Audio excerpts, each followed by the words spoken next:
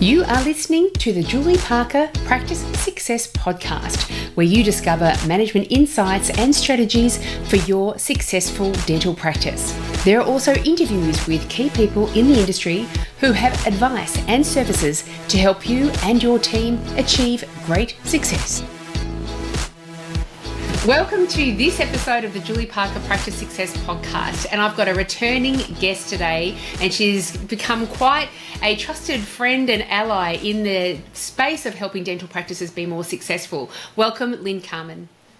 Thank you, Julie. Thank you so much for having me. It's such an honour. You're glorious, and we're talking about something wildly important and interesting for the industry, and that is dental recruitment and your company, Lync Dental. Yes, thank you so much. I kind of shudder a little bit when I hear the word recruitment. It's something that I'm working on and I have to get over. Recruitment has all these connotations of being incredibly expensive, not working, and I don't want to do a disservice to anyone in recruitment because, oh my gosh, I take my hat off to them and have so much respect for them. So yes, Lync Dental is all about recruitment. I kind of want to use the word matching and connecting, a connection agency rather than a recruitment agency. So I'm just disclaimer, I don't have a background in recruitment. I haven't done any training in recruitment officially. So my background, as you would know, is clinical predominantly for most of my career as a dental hygienist, and then practice ownership. So I was able to see both sides of it. So just wanted to kind of, as soon as someone says recruitment, I go, but I'm getting used to it because that's what it is. Well, I actually really like the matching and connection agency. I reckon that's fantastic because it is more about, it's less about just filling an empty seat with a warm body, and it's more about making sure that you are connecting people. I love the word connection there. You are connecting people that are truly designed to work well together. Yeah, absolutely. And okay, which tangent do I go off on here? Because, I think the days are gone. The landscape has changed, not just in the workforce and recruitment, definitely in dentistry. And, I think people who are working across broad sectors probably would say it's no different in dentistry than it is in anywhere else. But I beg to differ in that we are a really, really unique group of individuals, professionals, amazing admin staff and support staff that have really unique challenges that no one else has. And it really strikes me, or has struck me in the past, that we lend our most important asset, or our recruitment of our most important asset, to public and very generic ways of searching. And I say that word very deliberately, searching for our team members. I think it's too important to leave to generic and non-specific public sites. Having said that, the generic, non-specific, very public sites that we do use have a really, really broad reach. So we kind of need to work with them as well, There's no way that we can go up against, anyone can go up against the power of the reach that some of these companies have. So I'm not going to mention any names. Can I mention one? Sure you can. I'm imagining it's like things like Seek and Indeed, these sort of online platforms where you jump in there, throw a job ad in there, pay a few $100s, and then you get a raft of random applications come through. Yeah, absolutely right. And, sometimes it's hundreds, sometimes it's thousands. And, you pay for what you get, obviously, so they have different products. And as I said, I don't think we can do without them. They have the big, broad, wide reach. But I do feel that we do need something that's specialised, that understands our area and really can address the issues that people in our profession are having, the industry are having. When you were speaking earlier, it kind of brought my mind to a dating website. Like, I'm imagining being single, if this is a good analogy, being single and putting your ad out there, looking for a date, looking for a relationship, and then just kind of grabbing anybody that seems pretty good, once they're in your life and you're sharing your time with each other, that's when you go, what the hell was I doing? Why wasn't I more specific, or why wasn't I more selective with who I chose to bring into my world? And it feels like the Seeks and the Indeeds of the world, the old traditional way of that word recruitment, is about that. It's just like, well, just who seems best out of the bunch, let's give them a bill. But it's only when they're with you that you start going, gosh, as a team member, they're impacting my everyday life, and now I'm kind of stuck with them for a period of time. I've got to make the best of a bad situation. And that seems to be where Lync Dental are doing things completely different. And it is more that connection service, that let's make sure that you are properly aligned with a whole bunch of stuff, not just because you filled that role in the past and therefore you've got that role open, so jump over into that practice. Yeah, absolutely. I love that metaphor because it reminds me of something that Brene Brown was sharing about, when you go into a relationship, if you have very little information and you just, kind of attracted to a particular facet of another human being, quite often you'll say things like, oh, do you love that song? Oh, I really love that song too. And, oh, do you? That's fantastic. Or, I really like that food because you like it too. And you want to impress, you want to like, and you want to feel like you belong and connect with that person. Sometime down the track, when you actually understand a little bit more about what they value and what's important to them, they might put that music on the radio, every Saturday. And you're eventually going, do you know what? Can you turn that off? Like, I really, that really irritates me, that music. Oh, but I thought you really loved that. I thought that was your favorite. Well, no, I never liked it, really. I actually just, said that I did so that I could, we could get together. And then they serve up your favorite food, or what they thought was your favorite food, and, similar situations. So the metaphor is really powerful, because if you don't know what's important to that person, if you don't know what they value and where they want to go with their life in that situation, but in their practice, in our situation that we're talking about, we have no idea what we're actually connecting with. So yeah, I think that's a great metaphor. And it's really funny because, so 3 years ago, when Lync Dental was in its, really organic early stages, I wanted to create something like dental Tinder, which was the concept was that, we need to be able to connect in a different way other than throwing a resume up on Seek or anywhere else. And I went to a couple of places and I was doing some training around speaking and pitching and the kind of things that you do when you want to get a new product out. And I was in a non-dental audience, and I said it's for oral health professionals and Tinder in the same sentence. And I had to be really, really careful, because people came up to me afterwards and said, what exactly do you do? Like, oral, I heard, and Tinder, I heard. And I was like, oh my gosh, like, no, hang on a minute. Let's take a couple of steps back. So I think the metaphor, yeah. So I think the metaphor fits perfectly. Thank you. And it's interesting. I know this is kind of go off on a bit of a side bit, but while we're in that moment, when we're saying, oh, do you like that song? Yeah, I like that song too. Oh, do you like that food? Yeah, I like that food too. And I've been present in so many job interviews where the employer is interviewing the candidates, and the candidates said, oh, I really like this as part of, a really happy team that, that just get along. Like, oh yeah, we have that. Yeah, no, we have that. And I'm thinking, no, you don't have it at all. And so there is that inclination, just as that intimate partnership, there's the inclination when you just want to influence someone to come and work for you. How often have you seen that roll out too, where they start promising things that you've observed that practice and you think that's actually not the case, or I'm not quite sure if, even if you wanted to introduce, I'm not quite sure you could introduce that on a consistent basis. Therefore, keep that promise, that assurance that you're giving to that candidate. Yeah, all the time. And, that's, I don't want to keep using those big public sites as examples, because it happens everywhere. It can happen on anywhere that's advertising a job, but there's very generic terms that we use, like want to have a collaborative team focused, patient focused. There's all these, and we all know them, and it's hard to get away from using them. But when we actually come down to it, does our practice actually look like that?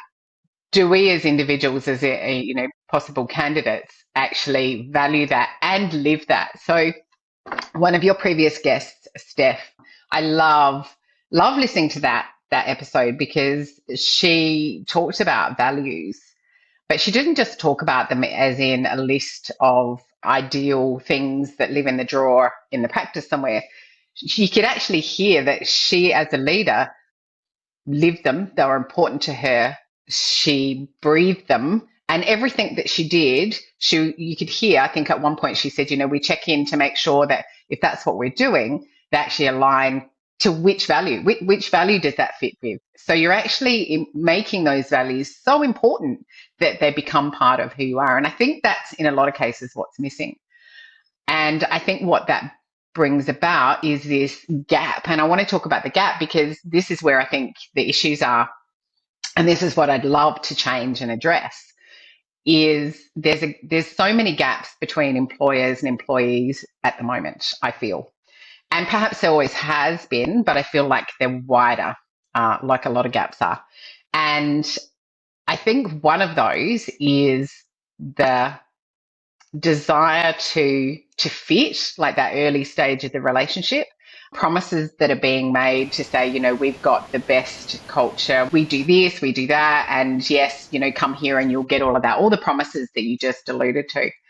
And the employee, the candidate, hears all these wonderful things and says, this is really important to me. I really, really want to find a place that's going to offer me whatever it is that lights me up, that's important to me. I'm going to give this, and I'm going to provide this level of skill, because this is the skill level that I have. And in return, I'm going to want those qualities that the practice is saying that they can offer me. And quite often they get to the role, they accept the position, and they get to the role, and it's actually nothing like what was promised. It's chaotic. The practice owners kind of put this warm body in place and said, here you go do your job. That's great, because you said you could do all the skills. So then we end up with this division. Quite often the practice owner or the business owner will, when the relationship ends, which invariably, if there's a mismatch, it does, the practice owner will say, or the business owner will say, they had a crappy employee. And on the other side, the employee is saying, well, that was a crappy experience, they're a terrible practice. And so you've got both parties that are blaming each other because it wasn't a good match, a good fit. Once again, the metaphor a bit like, a nasty divorce or a nasty separation. So I think it's really time that people try to understand that the self-reflection is the most important part, because I love the saying, and I did write them down so I wouldn't forget them, that your life is a mirror. Your life gives not what we want. Your life gives us who we are. And I also love the saying about life is a mirror. When you smile at the mirror, it smiles back at you. And in the same way, if you're not smiling at the mirror, the mirror is not smiling back at you. So I think sometimes it's really super important for practices and business owners to look at what the issues are that they're having, that they're not enjoying, and reflect and say, is this who I am? Is this what's being reflected back at me?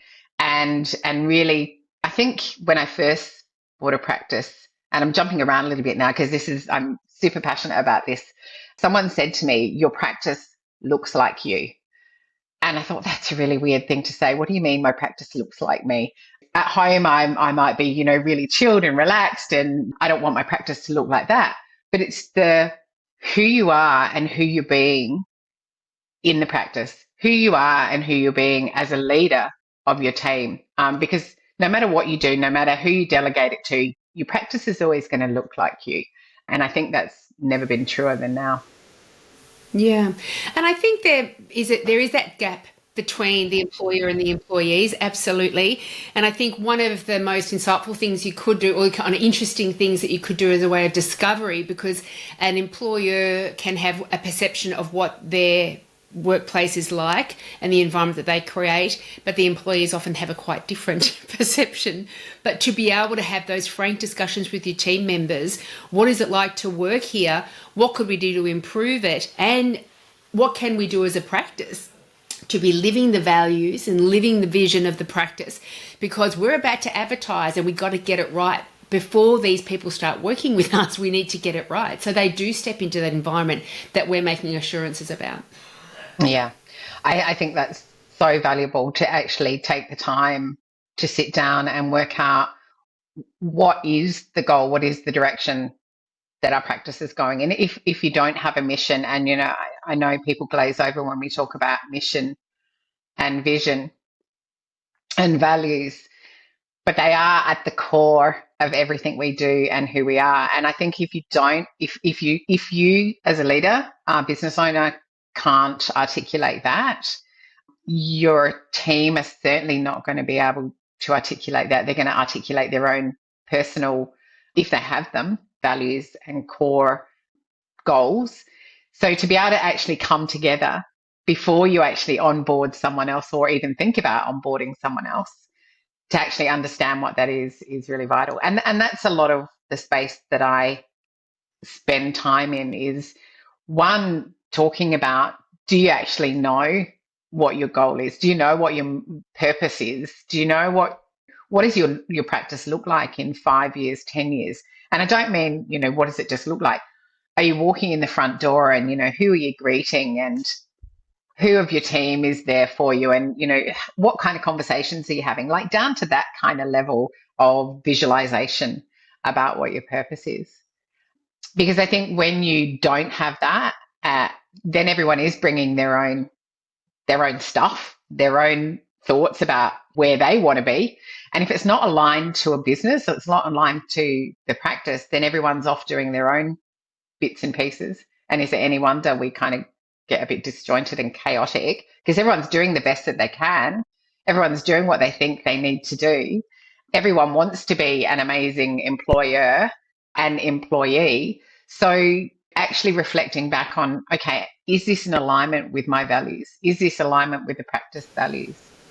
Yeah, I think is super important, because then to bring on another individual, what are you bringing them onto? What have they got to align with? And quite often employees, they've quit a job to come work for you. So even though they're feeling that mismatch and this wasn't what was promised, and I can't see these values being rolled out in any way, they're going to hang around and stay, but be a little bit disappointed. That may eventually lead into a upset or maybe resentment down the track, because they don't want to just jump from one job to another. They know that there's a negative impact on that as well. And this employee, as you say, we all just want to do a good job. And so as individuals, we want to fit in. So despite what we've been told about what the standard is, the responsibilities, the way we work with one another is, when you come on board and it's not what you have been led to believe, you are not going to stand up and say, oh, this is what I was led to believe, let's raise the bar together. You're not. You're just going to conform to what is around you, because that's acceptance. You're the newbie into the group. And so in essence, you're sabotaging your own recruitment efforts, because you could be making good people not as good because you've got a not as good environment. Yeah, that's really powerful. That's great, Julie. I hadn't really put that together, and you can kind of see that, going back to the relationship metaphor, you can kind of see how that plays out and doesn't end well either, because both people aren't raising each other up in a relationship. They're kind of pulling each other down. So yeah, no, absolutely. And I love that we have them both raising each other up. We're both making each other better. I love that.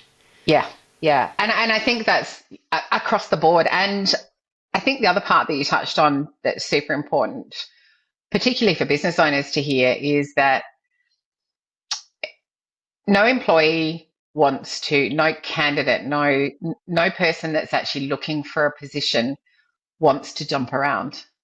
People want stability. They want to be able to provide loyalty. They want to feel like they belong. They want to feel connected. So, as much as I quite often hear business owners saying, they're going through people aren't committed anymore, they're not loyal. I think once again, having the understanding that people actually do want to be in a long-term position, generally, depending on what their needs are at the time. And, maybe for someone it's just a day's cash just to top up the coffers and they want to keep their hand in. For someone, it's their career. It's their chosen passion that they actually want to fulfill. There's a heap of evidence around at the moment that people are choosing positions based on culture and leadership. So when they go into a practice quite often, and it is that mismatch where it's kind of like, well, that's not what was promised in the quick job ad that they've placed, and also the quick interview to say, yes, you've got all the qualifications and you can tick all the boxes. I don't care what's important to you. You're breathing, you're warm, you're nice enough, you'll do. When that doesn't work out, I think, again, people will look at blaming the other side and saying, well, that wasn't what was promised at all. That isn't the case. And it is recognising that it's such a 50-50 deal. And 50% of the responsibility of having a successful hire certainly rests on the shoulders of the new employee delivering a strong performance.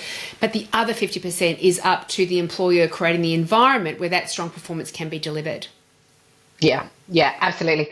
So I think part of that environment and the need for that is everyone's core, human nature, or the core of every human is to feel connected and feel like they belong. So when they go into a practice and they think, okay, this is ticking all my boxes, they're talking about being really supportive, everyone's going to be fantastic, team is really important to them. It's not just about getting the patients in and out. And also something we haven't touched on is the other part of the environment is, of course, the patients, because, I mean, at the end of the day, that's what we're all here for. It's the relationship with the patients as well. So it's the promise of this amazing culture, amazing environment, but also the importance of looking after the patients. So when employers potentially don't see that occurring when they start a new position, and it was kind of in lip service that the patients are actually cared for and patients are important to us, and they don't see that play out, I think that's another concern for them. And then it starts to feel like, well, actually, I don't belong here. I don't feel connected, which is at the core, whether we like it or not. We might not be able to articulate what it is. It's not feeling right for us, but it's that core need for connection and belonging. So I think it's really important that we, as we said, ascertain what is important to the practice so that we can actually share that with people. And when we say, our values are, and I think to use your previous guest, Steph's her first one was confidence.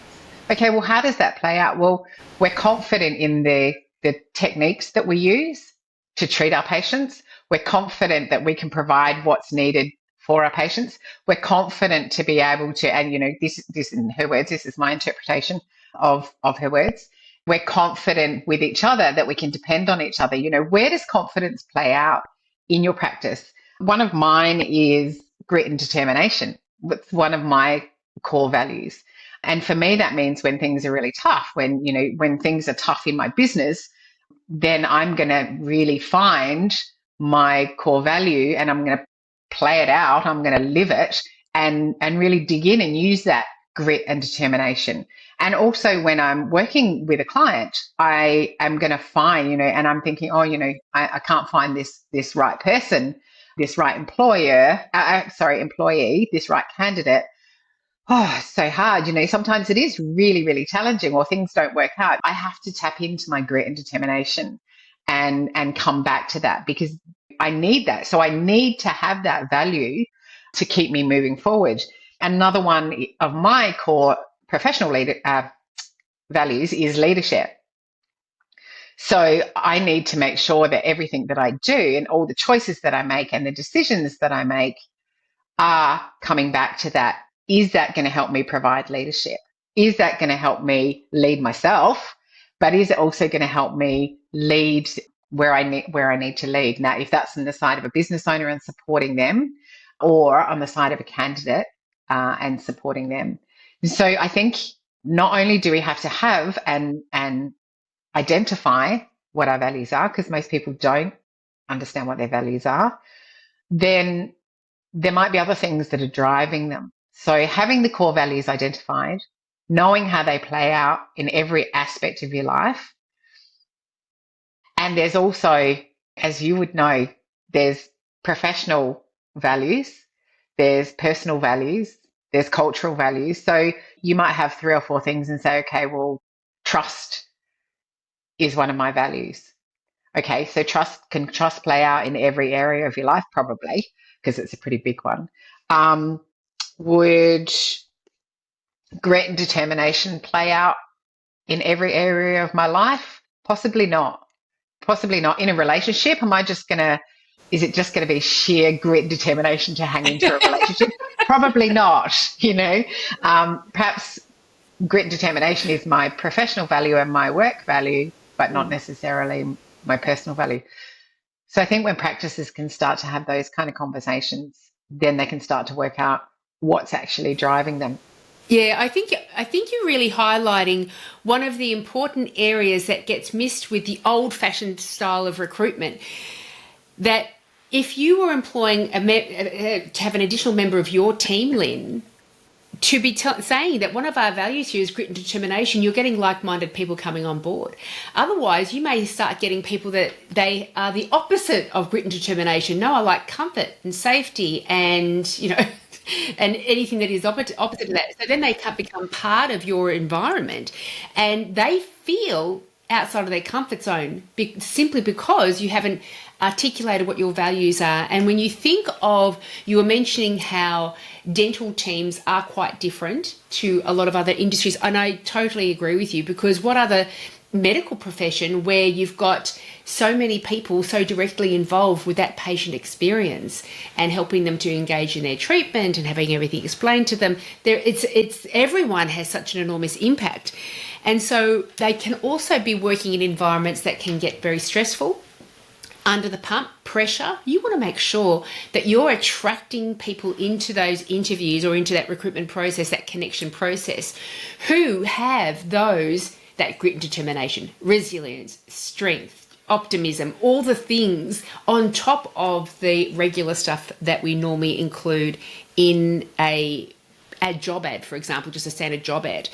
So if there are practices out there that think to themselves, I love what Lyn's talking about, I'm not there yet, I don't know my values. Is that part of the way you can work with people, helping them identify all of this? Yeah, absolutely. So there is actually a process called a values elicitation, which can actually take people through a process to elicit their core values. And, as I said, we could work on professional values and what does the practice need, or we could start with personal values, and it depends if it's an employee or an employer. Yeah, absolutely. We can certainly take them through that. I think it's really, really important that people identify their values, because if they haven't identified their values, but yet they perceive that they value. So let me think of an example. So say if my personal value is fitness. Okay, so I have a personal value of fitness. And I say to people, one of my really strong values that drives me is fitness. I'm pretty sure fitness is a value, can be a value. Or energetic, let's say energetic or energized is the value. So one of my core values is energized. But yeah, I'm spending my days, my weeks vegging on the couch, watching telly. Probably in that case, the value that I aspire to, which is energized, is not what I'm living. What I'm actually living is perhaps laziness. Perhaps that's the actual value that I'm actually living. Probably wasn't a great example, but you can see how if you're living one value but aspire to another, there's a kind of disconnect and people feel a bit incongruent and can kind of feel like there's a bit of a separation between, this is what I'm aspiring to, this is what I'm actually living, but they can't articulate. So, okay, well, do I want to live a value of laziness? No, I don't. So, okay, now all the decisions that I make are going to align with the energized value. So now my life's going to shift a little bit, because every time I go to sit on the couch, I think, okay, so now I'm living my lazy value. Do I want that? No. So I'm going to move away from that value. And I think when you identify, okay, in a practice, say, is there a value of gossip? Maybe nobody wants that value in their practice, but is it actually happening? Possibly. Well, if it is, can we identify it? And do we want that as one of our values? No, we don't. Okay, so what are we going to replace that value with, and make it a really positive value that's going to take us to wherever our goal is? Because is gossip going to take us to where we need to go? Probably not. So then we need to find that value of collaboration or open and honest communication. Is that going to be a value that will take us? Probably. So I think it's really important that not only do people identify and state what it is, but also understand, okay, what are we actually living? What are we every day to day? What's actually happening in our practice? And what is that value? Give it a name and say, do we want that? Okay, we'll move on then. Yeah. And that's where you really do need to have observers of what you do giving you feedback, because we do have blinders on. It's not comfortable to look at ourselves so honestly in the mirror, as you were talking about the mirror before, and to actually see what's looking back at us. And so we need that assistance sometimes and get some feedback from people around us. Yeah, that's so true. And I think with those blinders, sometimes as practice owners, we can want to surround ourselves with people who are like us. People who, which we've just been saying is great. We want people that are aligned, but we also need people who are going to bring different qualities. So sometimes when we've got those blinders on, we kind of don't see our blind spots. Yeah. We don't see our areas that we possibly are lacking in. And that's okay. We all lack in them, and recognizing that is also really important. But then bringing in someone that can fill that void. So if you're not a super organized person, perhaps you need someone and you've got a whole heap of really vibrant, bubbly, outgoing personalities in your practice, but no one that's actually kind of down in the detail and super organized. Maybe that's who you need to recruit in your practice. Now, they might be a receptionist, they might be a dentist. And you think, okay, well, if they're a dentist and I'm trying to recruit a dentist into my practice, then they need to have dental skills. Yeah, they need to have all the dental skills. But perhaps they also need some of those other skills, like, are they good? Are they well organized? Because we've got all these other people, professionals in our team that aren't necessarily very well organized. They're a bit chaotic, but they're amazing clinicians. Perhaps we need to now not only look at really good clinicians, but we need to look at people who are super organized as well. So they bring in that quality and help other people to kind of go, oh, yeah, that's a good idea. I might try that as well. So I think understanding what drives us as well. There's a really amazing personality profiling, for want of a better word, but it's got a little bit more research behind it. It's been around since the 80s, called the Big Five personality test, or it's otherwise called as the Ocean test. And that's super important to kind of understand the kind of things that, or traits. It's actually based on traits rather than personality profile. It's more on traits. Do you have a lot of people who like change, or do you have some people that don't? What's Ocean is openness. And then you can look at, okay, well, some people really like adventure and change, and they're kind of brave and courageous, whereas some people like to have that comfort and security and stability. You need both in practice. So doing something like this with a team is really, really fun, but it also helps to highlight where your gaps are as well. The next one is conscientiousness. So how many people are really super conscientious and super efficient, like we talked about, or maybe a little bit more extravagant, a little bit more careless? Is you need that balance as well. The next one's extroversion, introversion. Do you have a balance of those? Agreeableness. Some people are just, it's super important just to please everybody. For some people, they can be a little bit contrary, again, you need both. And the last one's neuroticism or sensitivity or emotional stability or instability. So there's some really good things that you can kind of look at as well. And I work with those with practices and candidates as well. Gosh, you just mentioning all those traits makes you realise it's just so important to take all this into consideration. And Steph mentioned hiring people on their strengths that are different from your own. Harry Margaret, in one of our conversations with him on a previous podcast, also mentioned hyperdelegation. And, you know, because I think with the recruitment process, one of the things that can come into play, whether it's conscious or not, is the people in charge of the recruitment think to themselves, is this person going to be easy to manage? And if they're easy to manage, they're probably more like you. And you will quite possibly be missing the mark and not be open to seeing these people that have got they wouldn't go ahead and perform a task just like you and get similar results. They're going to bring a whole wealth of knowledge, wisdom and experience and get wildly better results from you. But how do I manage them? So maybe on a subconscious level, we're like, oh, this one's stepping outside what I'm comfortable with. So I want to cross that person off the list and I don't know why. Yeah, my goodness, it's so hard. It's so hard. And I don't say that lightly. It is so hard as a business owner. And I don't like saying things are hard because it kind of, everything has a solution and we shouldn't focus on the hardness. We should focus on the solution all the time.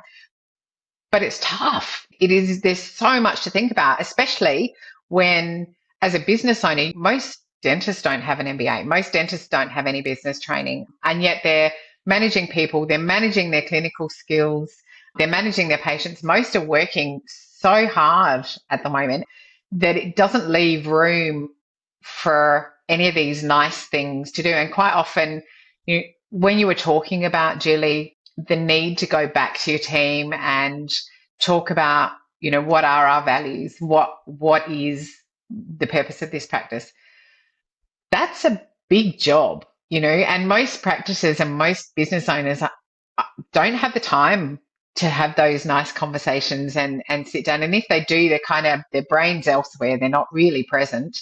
And they'd rather delegate it to one of the other team members. You guys have a meeting, you sort it out, and then I've got to go off and see a couple of patients.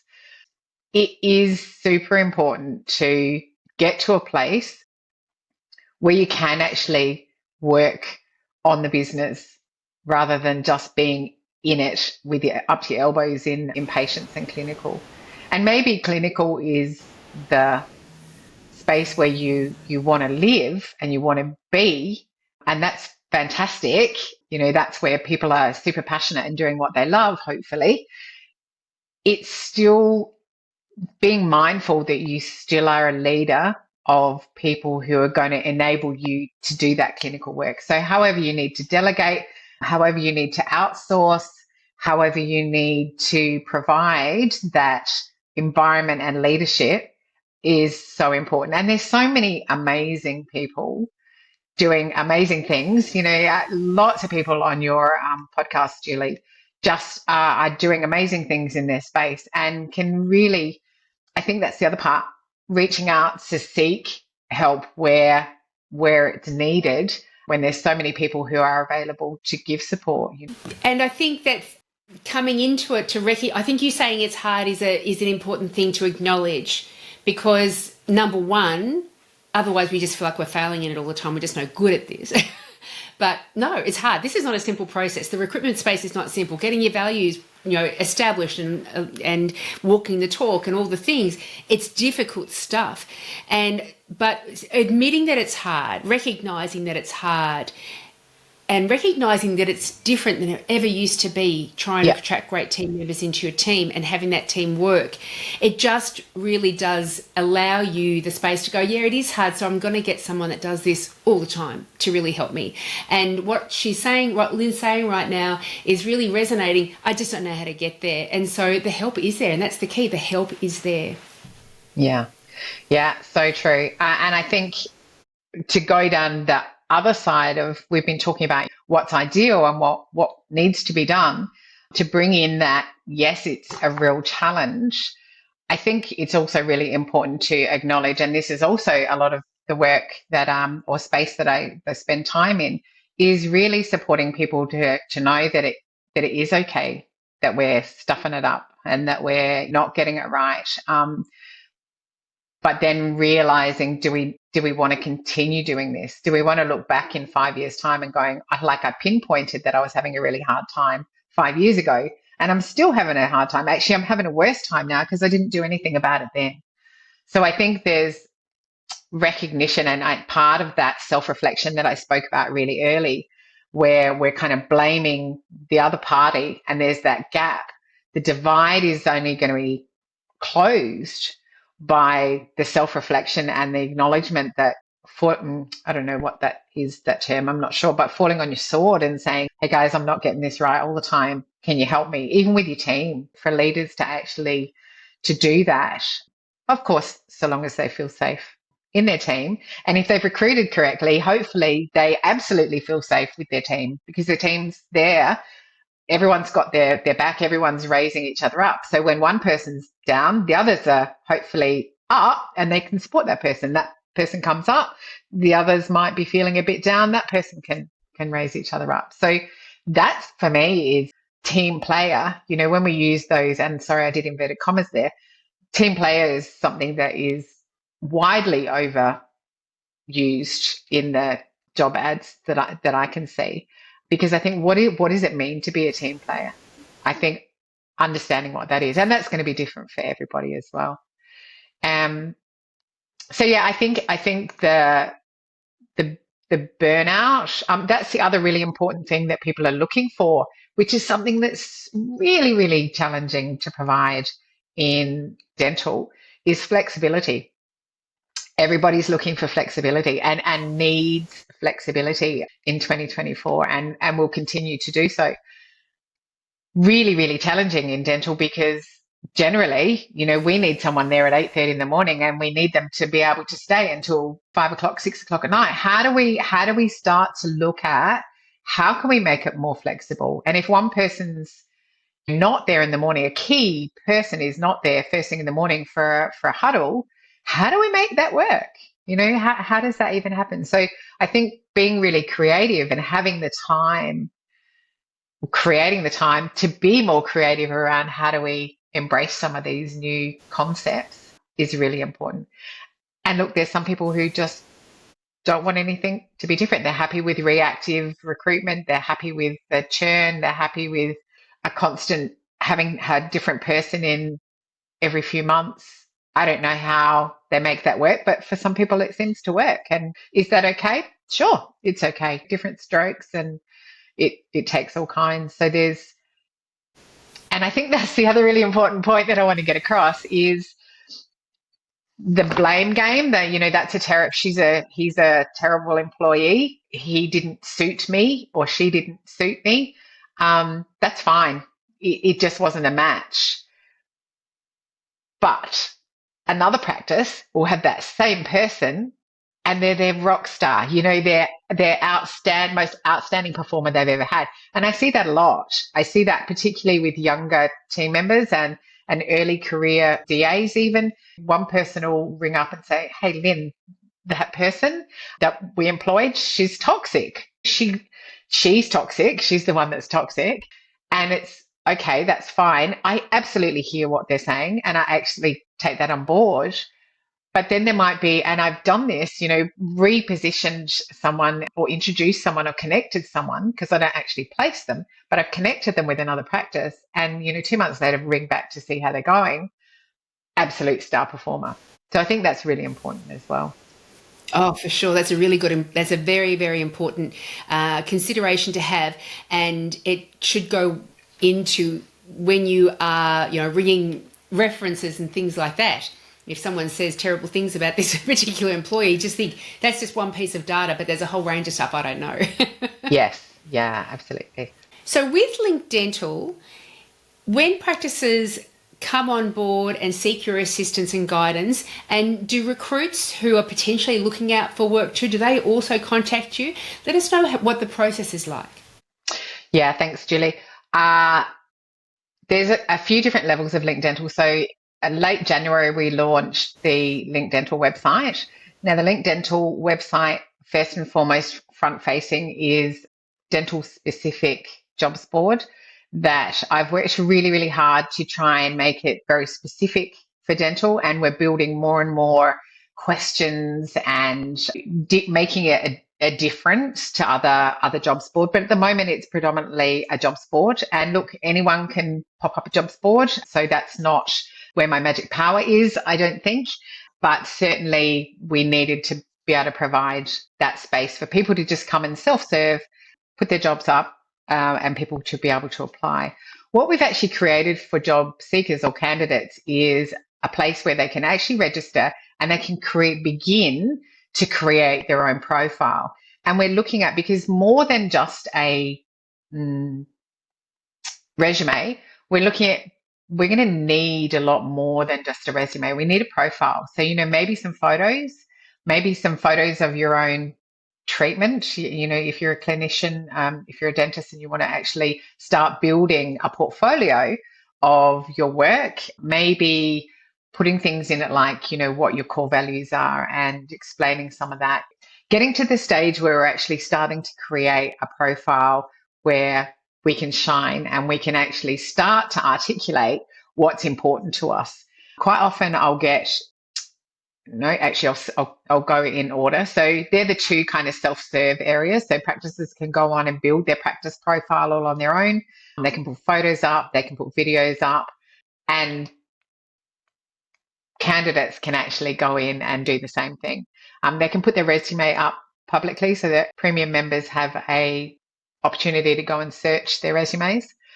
I just mentioned the next level, which is a premium membership where practice can actually join a subscription, a 12-month subscription, and this enables them to have even more connection with the candidates on the platform.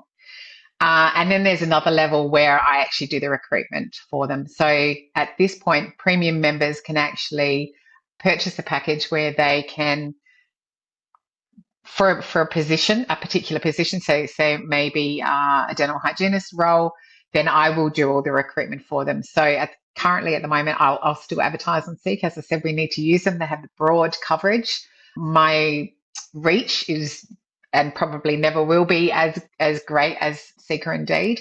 So we need to use both, but certainly just employing off of Seek, we've already discussed. And I will actually have interviews, and I don't like discussions, I'm trying to move away from the word interviews as well. It's a two-way process.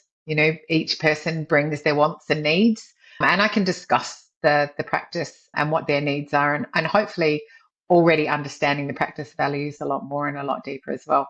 And then there's another few projects we have in the pipeline. But at the moment, we're really focusing on that core of connecting like-minded people.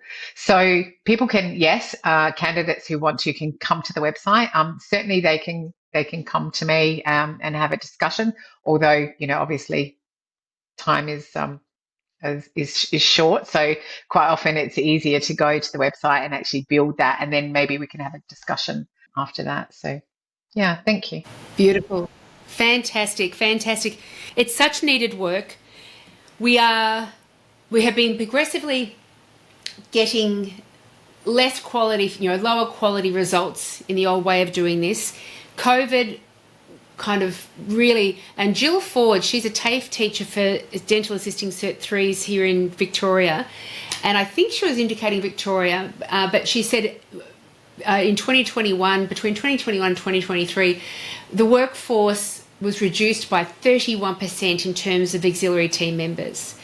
So we need to do things that are different now, and we need to be far smarter around how we do that. And the trial and error, it takes a long time to learn and get to become better at it. I really do encourage people to come to you and gain your assistance, because even though you might be achieving some level of success in the way you're doing it right now, never forget your team are the ones that are delivering your services, your offerings to the patients.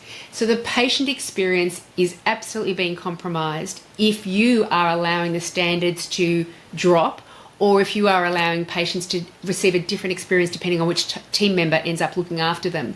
And so that is coming right down to business viability.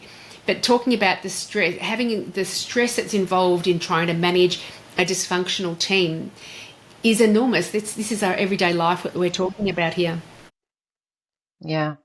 Yeah, so true, Julie. And, it's funny when I reflect back on my journey, I would never think that I would be in the recruitment space. And once again, still getting used to that term and using it. But I think the important thing to me and my whole purpose in my career, and it still is now, is more accessible oral health care, or access to more oral health care and better oral health care is what drives me. And I think it's really important that we always come back to that while we're actually here. And for me, that goal will be attained when we actually have happy workplaces, where when we are actually all aligned, we're all on the same page, whatever that page is, which is different for everybody. So long as we are all working together, we have, when you go home from being in a place where you feel valued and respected, and you're all aligned, you've had a good day, you're giving each other high fives when you get home to your family and friends and, loved ones around you, or your own space, whatever that is. And you feel content, you feel good. And that's going to create that access to care for more people, because we stay passionate and we stay viable in our profession. So that's what drives me, because when I look, I think, how did I get here as a clinician? Because I love working with patients. I love working hands-on. But yeah, it's still that driving me to do this and to see people happier and more content in their, wanting to get out of bed in the morning and rock up for work and not dragging themselves. So, really wanting to be there. I think not every day, we have our off days where we'd like to just, chill out at home or do whatever we do. But I think, a whole profession of people who love what they do and are aligned and working together to raise each other up is what's going to make the difference. Oh, absolutely. Both individually and as at the business and profession that we do, that we are out there serving the public with. Thank you so much, Lyn. This has been such an important and enlightening conversation. I really enjoyed this conversation. I encourage dental teams out there, even if you're not currently looking to recruit, getting those values and recognising the impact of values. Contact Lyn about that as well, because it's crucial to your success. So thank you, Lyn. Any final comments? There is one, actually. Just thank you for that. I absolutely love talking about this. Obviously, what I do want to say is ultimately Lync Dental is not just recruitment. We are really wanting to build that space where even if you're not looking to recruit actively at the moment, now's the time to actually set aside some time to do exactly that, set up the foundation so that when you are recruiting, it's not reactive, you are being proactive. And, that's also really important. So thank you for making that point. It's not just if you're actively recruitment, it's the whole picture around it to support it. And would we also be good to encourage team members, whether they're actively looking for a role or not, to register your details there, develop a profile? You just never know when you're going to need this step. Yeah, absolutely. And we'd love to share with you. We're actually inviting lots of different authors. So, information around our work-life balance. I don't like using that because it's life balance, actually, because work is life balance. We would love to share information that we're getting from different authors that relate to the workforce as well. So connecting and building that community. We'd love to share other people who are doing amazing things, really making it that career hub, I think. Yeah, so definitely please connect with us. Magnificent. So jump onto lyncdental.com.au. That's LYNC for Lyn Carman, Lync Dental. And link means connection. When we say connection, we spell it LYNC. Yeah. Oh, I love that. It works in so many ways. You were named beautifully for this role. Thanks, Mum and Dad. Thank you very much. Thank you, Lyn, and hoping you'll come back on, speak more to values maybe in the future. Beautiful. Thanks, Julie. Thanks for all you're doing and getting people out there and heard. So thank you. Pleasure. Speak to you next time. If you enjoyed this podcast, then I encourage you to head over to Amina and my website, dentalbusinessmastery.com.au. You will find all the information that you need if you would like to gain our assistance in helping you and your team achieve great success. We've got online courses, consulting programs, the club membership. We also have a whole bunch of tools and resources that are available for free that will help you achieve your practice goals. If you would like to find out more, you can also email us directly at info@dentalbusinessmastery.com.au. Thanks so much for listening.